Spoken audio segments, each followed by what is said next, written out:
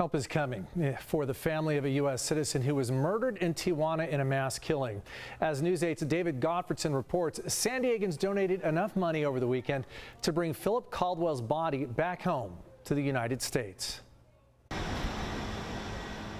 Dulce Rosario and her 3 children arrived Tuesday morning for their appointment with an ICE agent at the Federal Building downtown. The kids are dealing with tragedy, the loss of their father, Philip Caldwell, a disabled U.S. citizen who was shot and killed in Tijuana 2 weeks ago in a mass shooting that killed 6 people.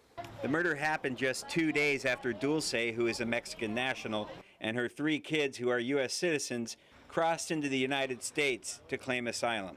The family had waited 4 months in Tijuana for their number to come up so they could cross legally. The children, ages 2, 7, and 10, were born in Chiapas and had never set foot in the United States before now.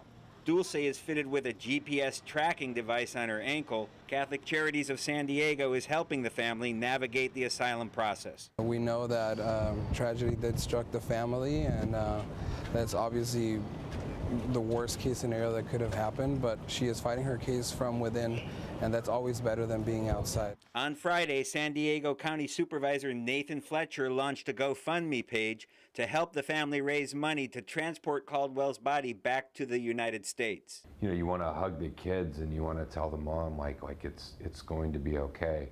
And this just seems like a small step we can take to try and do that.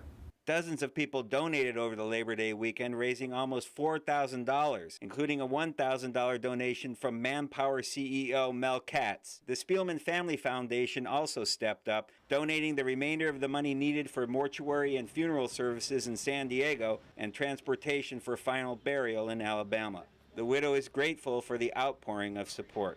I have to tell them thank you to everybody that helped us to do that. And I really appreciate it with all my heart. And I say thank you again. David Gottfredson, News 8. As David mentioned in the story, all 3 children are U.S. citizens, and they will be applying for passports soon.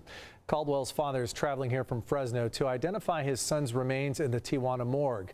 We posted a link to Supervisor Fletcher's GoFundMe page. That's at CBS8.com.